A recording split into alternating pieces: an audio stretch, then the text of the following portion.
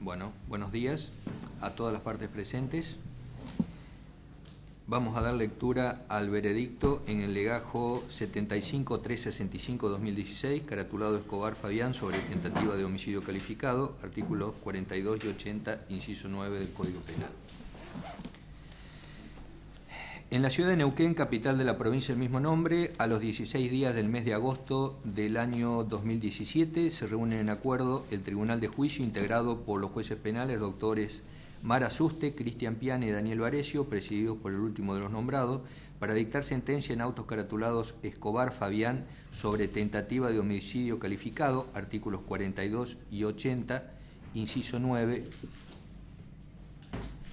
del Código Penal. Legajo 75-365-2016, debatida en audiencia los días 9, 10, 11 y 14 de agosto del 2017, en la que intervino por la acusación el fiscal del caso, doctor Andrés Azar, como querellante Luis Bastidas, bajo el patrocinio de los doctores Juan Coto y Francisco Lépore, todos por la acusación, y el doctor Gustavo Lucero y Nahuel Urra, por la defensa técnica del acusado Fabián Escobar, cuyo sobrenombre o apodo no tiene, DNI 29-453-087, fecha de nacimiento 22 del 9 del 82, en la ciudad de Andacollo, de la provincia de Neuquén, con último domicilio en barrio Cumelén, calle San Martín, 1995, de Neuquén Capital. Prontuario provincial 44-6092. En relación a los hechos que fueron presentados en los alegatos de apertura por las partes acusadoras, del siguiente modo: que el día 21 de septiembre de 2016, siendo aproximadamente la hora 12, se encontraba en el interior del edificio del Ministerio de Seguridad, Trabajo y Ambiente, ubicado en calle Santiago del Estero 89 de Neuquén Capital, cumpliendo con su función como efectivo policial, específicamente ubicado en la puerta de acceso al mismo. En dicha oportunidad arribó al lugar un grupo de personas quienes estaban realizando un reclamo salarial. Los mencionados intentaron ingresar al edificio.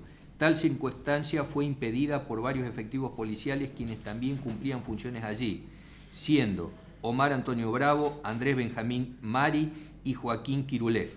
Sin embargo, luego de romper los vidrios con piedras, algunos de los manifestantes ingresaron al edificio empujando y golpeando a los efectivos policiales. Entre ellos se encontraban Luis Oscar Bastidas, quien golpeó a Escobar con el palo que tenía en sus manos, utilizando previamente para tocar un bombo. Fue allí cuando el imputado Fabián Escobar extrae su arma reglamentaria calibre 9 milímetros, apuntó y disparó contra el cuerpo del mencionado. A Luis Oscar Bastidas se le constató lesión contusa penetrante localizada en la región superior y externa del hemotórax izquierdo, compatible con orificio de entrada de un proyectil de arma de fuego cuya salida ocurre en el tercio superior del dorso del brazo izquierdo. El ingreso del proyectil provocó la fractura del hueso humeral izquierdo, que requirió operación con la colocación de una placa fija con clavos, conducta que fuera calificada en el control de acusación provisoriamente como constitutiva del delito de tentativa de homicidio calificado por haber abusado de su función como miembro integrante de las fuerzas policiales y por el uso de arma de fuego en calidad de autor. Artículos 80, inciso 9, 41 bis, 42, 45, y solicitada su rectificación en soporte papel, que consta en el legajo por la doctora Karina Álvarez, jueza que unificó la acusación en oportunidad del control de acusación, lo que se advierte no se llevó adelante. Concluida la audiencia pública, los señores jueces pasaron a deliberar en sesión secreta conforme las normas del artículo 193 del Código de Procedimientos, y habiendo decidido el fallo, por la presente se comunica el veredicto, que como tal contiene los lineamientos esenciales de la fundamentación de la decisión definitiva y su resolución, los que serán ampliados y eventualmente se agregarán otros en la redacción de la sentencia definitiva. Las partes explicaron cuáles eran sus teorías del caso y que no está en juego ni la materialidad del suceso ni la autoría. Las teorías que estuvieron en disputa giran en torno a que se trataba de una tentativa de homicidio doblemente agravado por la condición de funcionario policial, miembro integrante de la fuerza de seguridad y por el uso de arma de fuego, sostenida por la Fiscalía en el momento inicial y la querella particular en la acusación y en el alegato final, y por la defensa como un supuesto de legítima defensa. Declararon los siguientes testigos: el día 9 de agosto, Luis Bastidas, que es la víctima, Sergio Alejandro López, Silvina Pontet, Elsa Raquel Moena Bustos, y el día 10 de agosto, Sonia Cecilia Palacios, Joaquín Kirulev, Andrés Benjamín Mari, Omar Antonio Bravo, Juan Alberto Rubilar, Federico Blanco. Y el día 11 de agosto, Carlos Alberto Barros, María Eugenia Tripainao, Julia Noemí Villalba, Cristian Hugo Le Pen y Bernabé Garrido. Se desistió de los testigos Fariña, Nogara, Blasco y Cosarín y de Mario Barros, Jonathan Santana, Juan Sobarzo, Eliana Hermosilla y Rodrigo Bastidas, Lucas Fernando Parra. Fundamentos. A lo largo del juicio, los acusadores se plantearon acreditar, a los fines de sostener esa hipótesis delictiva, la reproducción de un video ofrecido oportunamente, además de los testimonios de cargo que depusieron en el debate. El doctor Azar dijo que la Fiscalía, casi como norma, sostiene sus acusaciones en todo juicio. El Ministerio Público Fiscal, en este caso, refirió que siempre sostuvo que estábamos en presencia de un exceso en legítima defensa y que Escobar se había excedido, pero ni siquiera eso se tuvo por acreditado. Por ello se abstuvo de acusar, dando razones de su posición, solicitando la absolución de Fabián Escobar. La abstención del doctor Azar ha sido, a todas luces, una razonable postura de su rol como parte acusadora en este proceso. Analizó con objetividad y fundó su petición liberatoria, lo que incluso ha demostrado su independencia en este proceso traída a juicio por ese mismo ministerio, tópicos que se desarrollarán en el momento de la sentencia. En ese sentido, es menester recordar que la totalidad de la carga probatoria y la acusación quedó en manos de la parte querellante, quien tiene la obligación de probar cada una de las proposiciones fácticas en las que se sustenta su teoría del caso. Contrariamente a la postura del Ministerio Público Fiscal, quien hizo especial hincapié en los testimonios vertidos para fundar la absolución, su postura fue la de sostener como prueba de cargo las constancias fílmicas, las que, para argumentar su postura, fue descomponiéndolo en escenas que representan fotografías a las que le da una interpretación particular, dejando casi en soledad el testimonio de Luis Oscar Bastidas, su patrocinado. De modo tal que la acusación quedó en manos de la parte querellante. En suma, quien pretende un veredicto de culpabilidad debe explicar por qué razones todo el caudal informativo compuesto por las pruebas producidas en juicio satisfacen el estándar probatorio, incluida la necesidad de observar la videofilmación del suceso. En este sentido, el Código pretende que la decisión que se tome en el caso concreto esté basada en los principios de concentración e inmediación, artículo 7 del Código Procesal Penal. Por ello, desde el punto de vista estratégico, la querella tuvo la carga argumentativa de valorar positivamente las pruebas producidas en el juicio y de efectuar una crítica a los argumentos de los adversarios, mediante inferencias para concluir las razones que lo llevan a sostener la declaración de responsabilidad, incluso desacreditando su propia prueba de cargo, como los testimonios, por entender que tenían interés particular en el resultado del proceso. A los fines de evaluar la videograbación, que, como se expresó en su alegato inicial, la querella pretendió introducir, debemos de tener presente que la prueba que va a servir de base a la sentencia debe producirse en la audiencia de juicio, conforme lo prevé el artículo 182 en función del 187 del Código Procesal. Por tanto, debe valorarse de manera integral los testimonios de testigos y peritos que se expidieron sobre las circunstancias de tiempo, modo y lugar sobre el hecho filmado el día 21 de septiembre. No puede, como pretende la querella, la introducción de manera sesgada de capturas de momentos del video cuyo desarrollo integral se reprodujo ante el tribunal y las partes, sumado a que la videograbación carece de audio, con lo cual cobra virtual importancia los relatos de los testigos que estuvieron presentes y de los peritos actuantes. Para analizar la prueba producida en el juicio bajo ese prisma, corresponde iniciar el análisis en el testimonio que brindó Luis Bastidas, víctima en el presente juicio, quien declaró bajo juramento de decir la verdad en su deposición ante el tribunal de juicio. Su testimonio no surge contundente, ni claro ni categórico, en relación a la forma en que sucedieron los hechos. Fue poco claro al efectuar la descripción de las acciones que desplegó el grupo de manifestantes en el momento anterior al ingreso, brindando una versión distinta a la de todos los testigos presenciales de cargo ofrecidos de modo conjunto con la Fiscalía. Aporta datos carentes de sustento probatorio, como la presencia de la delegada Marta, de la que se desconoce su apellido, como la persona que es sujetada por otra, aseverando al respecto que, como que se tomaron del brazo, la toma del brazo, y quedó la compañera nuestra en la mitad de la puerta, en ese momento se quiere cerrar la puerta, se junta la puerta, queda nuestra compañera con el cuerpo la mitad afuera y la mitad adentro, y empieza el forcejeo, y la compañera empieza a gritar, me están apretando, y empieza el forcejeo. Nosotros queríamos sacar la compañera de adentro, querían cerrar la puerta. Empezó a los gritos la compañera, y en ese momento yo estaba tocando el bombo. Doy la espalda a la puerta porque las que están forcejeando eran mujeres, eran compañeras. Doy la espalda a la puerta, empezaron un griterío, un quilombo, hasta que se ingresa después del forcejeo. Se ingresa, al ingresar ya se va descontrolando todo. Estas fueron las palabras textuales del señor Luis Bastidas. Tampoco la circunstancia de cómo efectuó Escobar el disparo, lo que hirió en el interior del edificio del Ministerio que lo hirió en el interior del edificio del Ministerio de Seguridad. Dijo al respecto, ingresamos, estamos forcejeando, vamos a llamarlo peleando. Tanto golpes de la policía hacia nosotros y de nosotros hacia la policía. Estábamos peleando y en un momento de esos estamos en el forcejeo. Cuando Escobar saca el arma y me dispara a una distancia que estamos nosotros, no sé cuánto sería.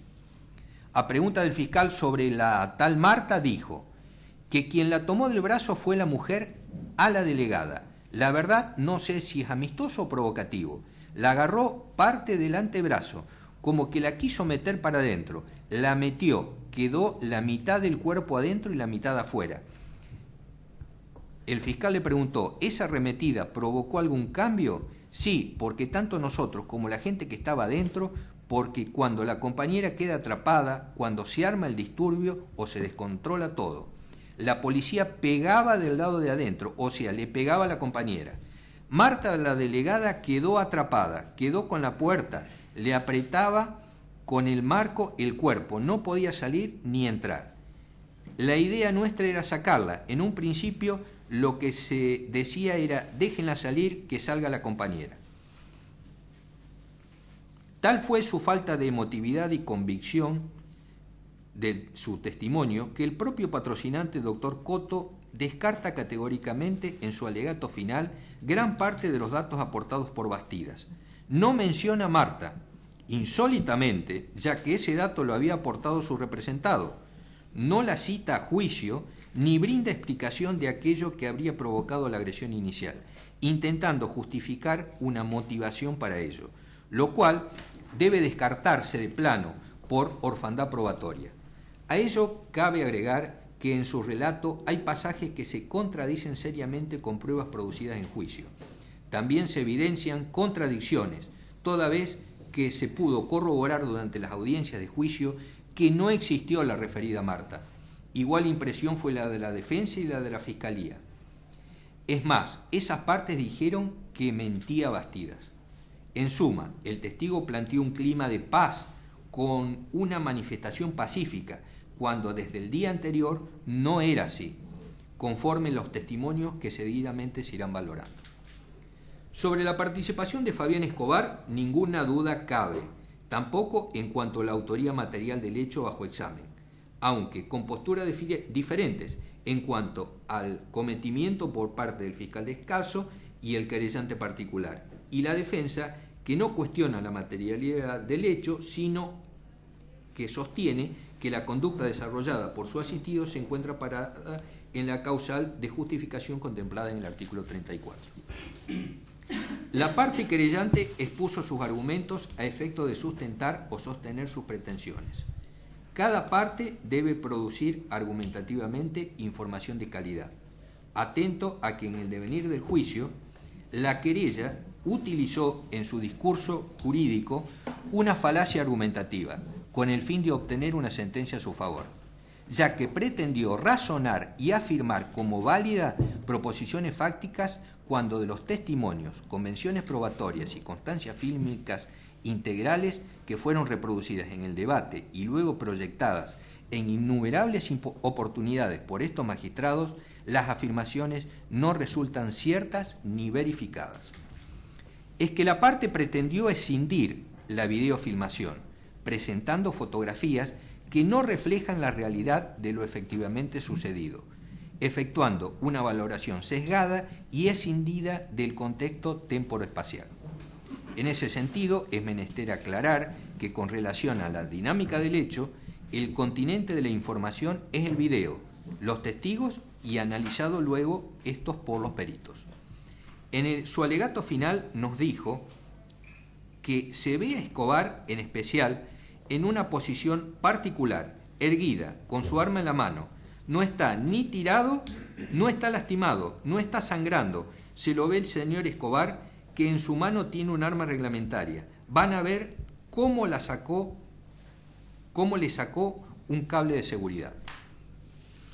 Esa afirmación no se condice con el examen médico forense convenido probatoriamente, el cual concluyó que al momento del examen se constataron en Escobar las siguientes lesiones: hematoma con escoriación de aproximadamente 0,9 por 0,4 centímetros, localizado en región parietal izquierda, escoriaciones en dorso de mano izquierda, hematoma en región de pantorrilla izquierda, equimosis, tumefacción en mucosa yugal y labio inferior y superior izquierdo, erosión en rodilla derecha, izquierda, que la data de la misma es menor de 24 horas, que el mecanismo de producción es con golpes, con elementos en forma de rombo y deslizamiento sobre la superficie irregular, que no se constató deformación permanente en el rostro y tampoco ha estado en peligro la vida de manera efectiva, que su inutilidad para el trabajo, contados a partir de la fecha, es aproximadamente mayor a 30 días.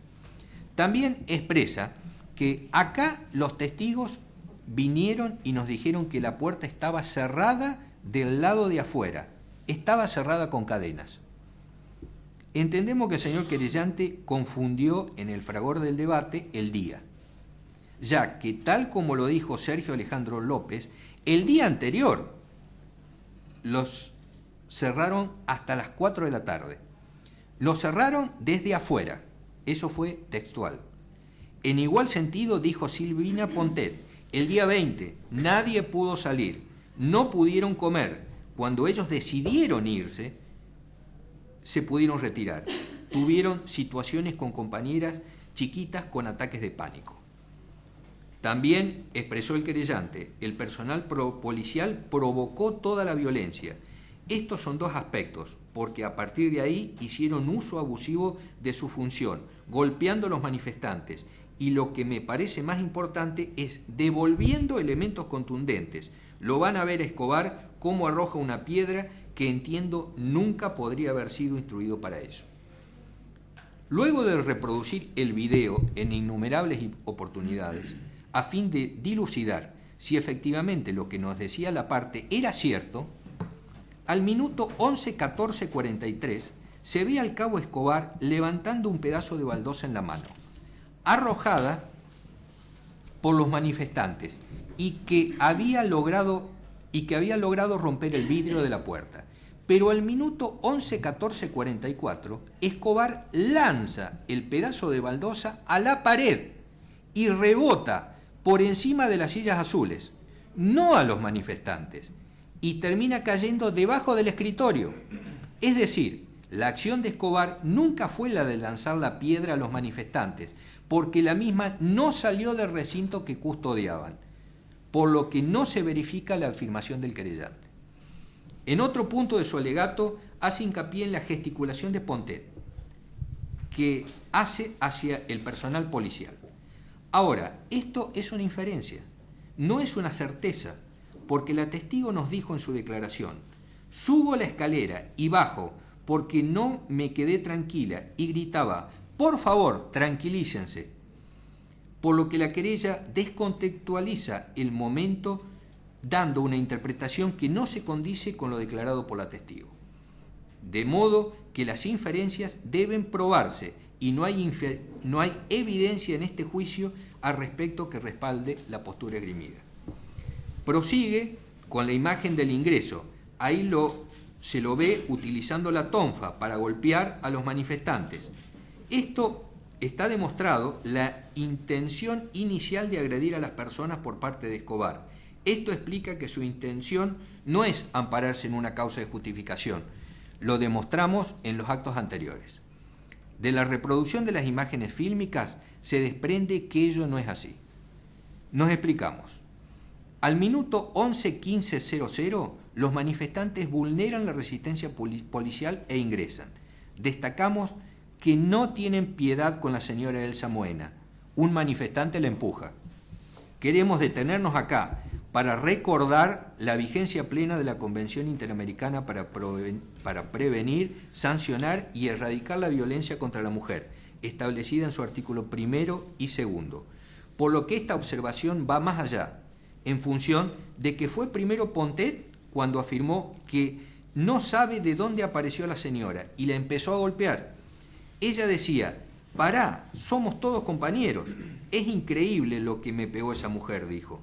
Ahí bajó una compañera que se llama Eugenia.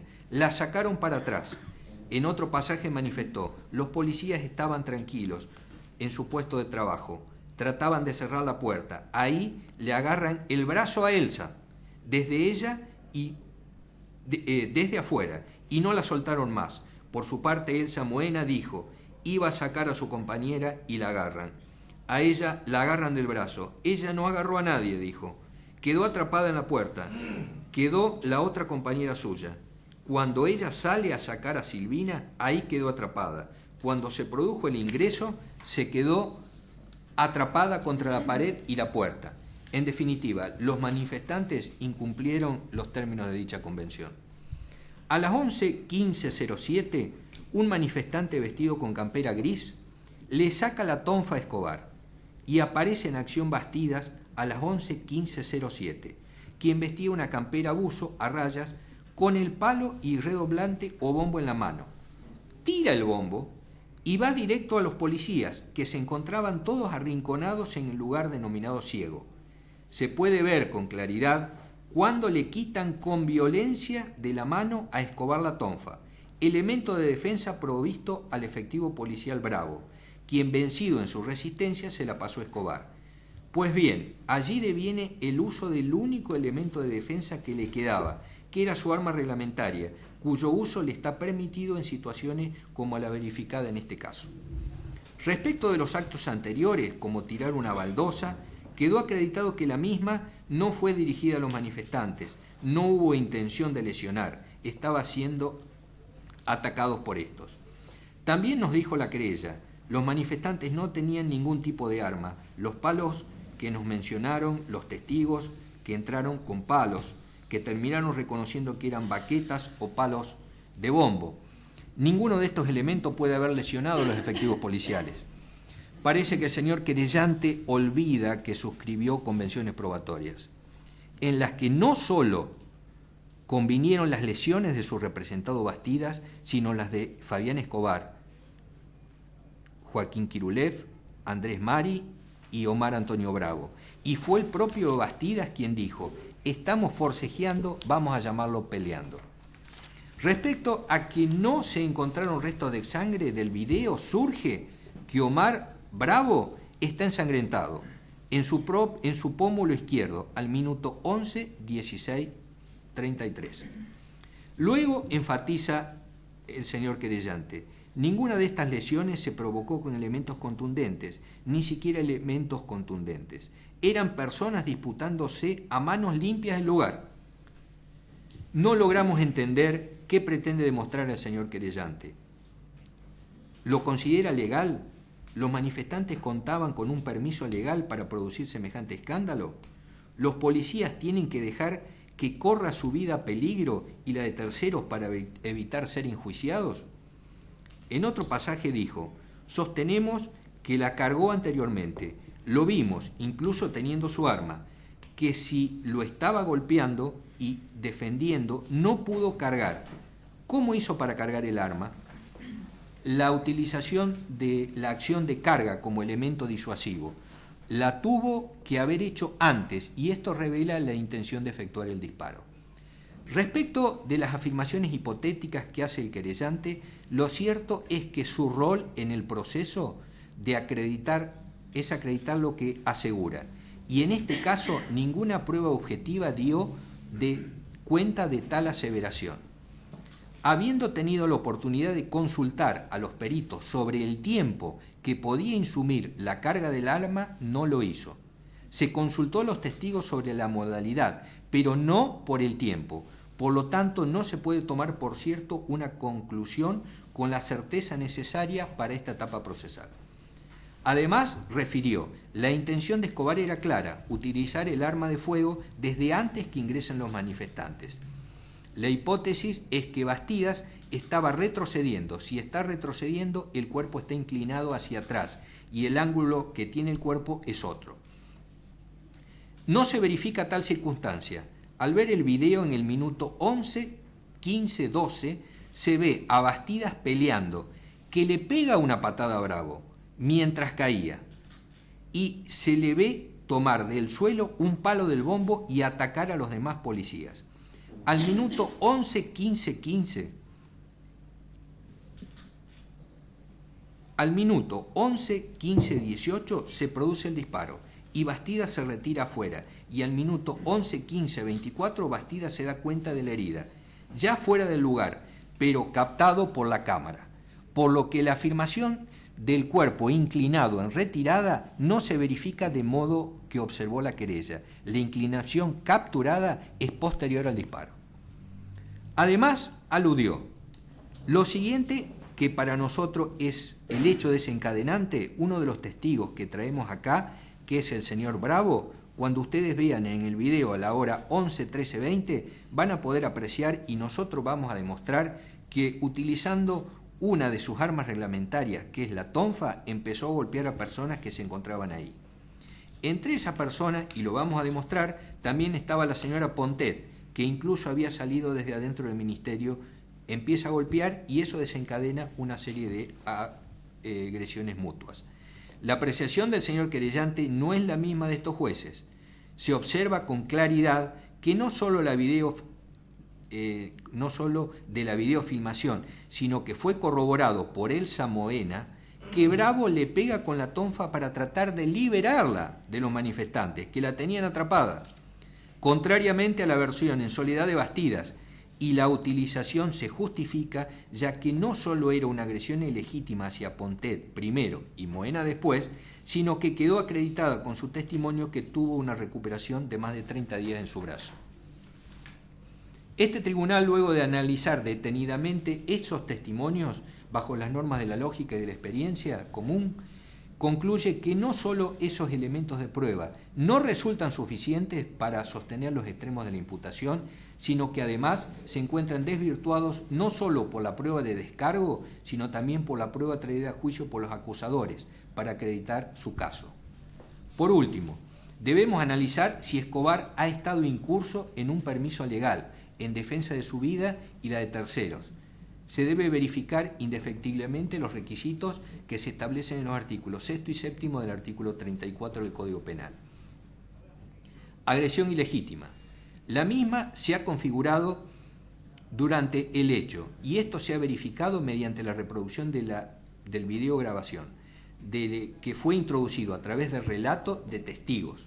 Nótese que aquello que se pretendió introducir para justificar el ingreso y el despliegue de la inusitada violencia fue en una mujer de nombre Marta, de quien el denunciante no recuerda apellido, quedó atrapada en la puerta de ingreso del ministerio. El ingreso entonces al edificio se produjo en el marco de una agresión ilegítima que comenzó cuando Pontet salió y la tomaron sin soltar del brazo hasta que vencieron la resistencia de los efectivos. A Elsa Moena, quien era personal del ministerio. La conducta siguiente continuó siendo agresiva y hostil. Los efectivos policiales resultaron lesionados, cuestión que, por cierto, no puede ahora controvertirse, toda vez que han sido las partes quienes convinieron esa prueba forense. No hay duda de que fueron conductas humanas, desde las agresiones verbales, la rotura de vidrios, arrojando efectos contundentes, la sujeción de Moena sin detenerse y, aún sabiendo que le estaban haciendo daño, y la furia en la agresión con las baquetas, arrojando bastidas, un bombo y los golpes de puño. Debe destacarse en este contexto que los testigos civiles y policiales hicieron referencia a que recibían insultos de los manifestantes y ellos les decían que se fueran, que la cortaran, incluso con la referencia a una indicación con el dedo de Escobar. Todo lo que demuestra que se les advirtió que cesaran e hicieron caso omiso, y en ningún momento depusieron su actitud, con lo que se configura el elemento disuasivo inicial. Esa circunstancia amerita que se ponga a Escobar en un marco de legítima defensa. No existió justificación alguna en el accionar de Bastidas, ni en el de quienes lo acompañaron. Escobar no tenía posibilidad de huir del lugar. Es razonable la explicación que da respecto de hacer cesar la agresión intentando un tiro al aire. Esto se condice con lo analizado por los peritos ofrecidos por los propios acusadores. El ejercicio de la legítima defensa puede darse mientras exista la situación de defensa y puede ir desde el surgimiento de la amenaza inmediata a un bien jurídico hasta que termine la actividad lesiva o la posibilidad de retrotraer o neutralizar sus efectos. Y esto solo ocurrió cuando Escobar efectuó el disparo. Otro elemento a tener en cuenta es la inminencia de la agresión, que se configura cuando ésta es susceptible de percibirse como amenaza manifiesta. Y esto, además de que puede percibirse con claridad en el video, fue ratificado por los testigos que depusieron en debate, quienes además se vieron conmovidos por la situación y temieron por su integridad física, algunos de ellos con secuelas hasta la actualidad, como en el caso de Elsa Moena, Pontet, Tripainao y Sergio López. La necesidad racional del medio empleado para impedirla o repelerla. Sin duda debe considerarse que el medio empleado por Escobar ha sido racional en tanto ha sido proporcional a la potencialidad defensiva desplegada, descartándose en este caso una grosera desproporción entre el medio empleado y la conducta repelida. Para ello y para evaluar su necesidad debe analizarse el contexto de modo integral y no sesgado como pretendió la querella. En el desarrollo de los sucesos se puede ver el escalonamiento referido por el comisario mayor retirado Garrido. Escobar actuó en defensa de su vida y la de terceros. Las lesiones que recibió son todas con anterioridad al uso de su arma de fuego. No hubo agresión posterior a los efectivos policiales. Por ello, en el análisis ex ante que se exige, se advierte con claridad que Escobar se representó las graves consecuencias que podría tener esa escalada de violencia que no cesaba. Estaban sosteniendo a Elsa Moena en la puerta, la tiraban del brazo, no dejaron de hacerlo en ningún momento. No resulta de complejo análisis pensar que no había ninguna finalidad en ejercer esa violencia física sobre su cuerpo, si no era para continuar con la afrenta. La agresión nunca se detuvo. Se puede ver con claridad cuando le quitan con violencia de la mano a Escobar la tonfa, elemento de defensa provisto por el efectivo policial Bravo, quien vencido en la resistencia se la pasó a Escobar. Pues bien, allí deviene el uso del único elemento de defensa que les quedaba, que era su arma reglamentaria, cuyo uso le está permitido en situaciones como la verificada en este caso. Escobar no se representó un peligro incierto ni infundado, no tuvo intención de matar, Se advierte también en el video que se agotaron todas las opciones posibles. Recién usó su arma cuando los manifestantes lo estaban agrediendo. Ya habían dejado inconsciente a Bravo. Kirulev seguía atrapado contra la puerta por otro manifestante y Mari estaba bloqueado. Estaba acorralado en el lugar sin salida, bloqueado por el número de personas que lo agredían. La violencia no se detenía con nada, ni siquiera cuando vieron a Bravo que caía inconsciente con sangre en su rostro, momento en el que se verifica en el video que Bastida le pega una patada. Algunos testigos creyeron que estaba muerto. Hasta un manifestante se acercó a Bravo, seguramente notando la gravedad de la situación. Esa circunstancia fue valorada de modo distinto por la querella y nuevamente no se condice con los datos objetivos convenidos por esa parte probatoriamente, en tanto se probó que corrió peligro potencial la vida de Bravo. Reitero, no había motivo para seguir con la agresión. El ministro no estaba, Marta no existió. Solo se ingresó para desplegar una irracional violencia que solo pudo detenerse con el disparo de arma de fuego que, según explicó el propio Escobar, pretendió hacer al aire.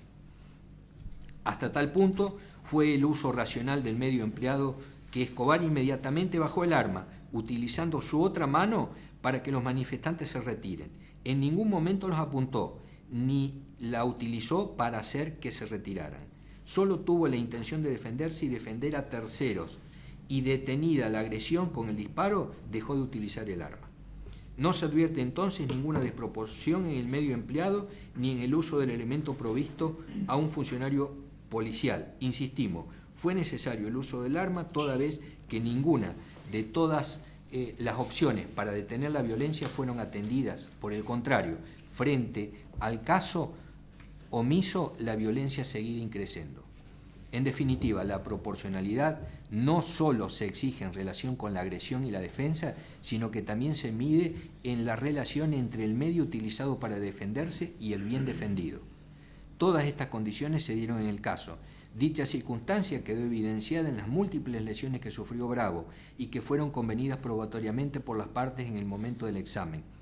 Se constataron por parte de la médica forense que ha estado en peligro potencial la vida de Bravo. Falta de provocación suficiente por parte del que se defiende. Escobar actuó en legítima defensa, cumpliendo también con este requisito, toda vez que él no provocó la agresión. Sería reiterativo volver a analizar las mismas consideraciones efectuadas a los requisitos anteriores, y por ello me remito a su explicación respecto de ilegítima agresión iniciada y mantenida por los manifestantes, llegando hasta el absurdo de inventar la existencia de una mujer atrapada en la puerta para justificar lo injustificable, la barbarie sin sentido y sin medida. Por último, no se advierte motivo ni justificación para el ingreso a un edificio público que estaba cerrado como consecuencia de la manifestación del día anterior. El ministro Lara no se encontraba en el edificio, tampoco se verificó ni la parte querellante acreditó que hubiera presentación o reclamación alguna de manera formal ante la mesa de entrada del ministerio, según testimonio de Elsa Moena, la que no fue interrogada por el doctor Coto sobre dicho extremo, siendo la persona idónea para contestar esa pregunta. No encontramos motivación al ingreso con inusitada violencia, más que el ejercicio de la propia violencia en contra del personal policial y civiles que se encontraban en el lugar. Así como en este proceso se pretende una meritación reducida de los testigos presenciales por haber sido víctimas y dependientes funcionales del organismo en el que se desplegó la violencia, agregando a ello la constitución de querellantes en otro proceso que se encuentra en trámite, llama la atención a este tribunal de juicio que bajo la misma proposición fáctica no se requiera al tribunal se valore bajo los mismos estándares el testimonio de quien bajo iguales condiciones se presenta como particular damnificado en este proceso y como querellante privado, como es el caso de Luis Bastidas.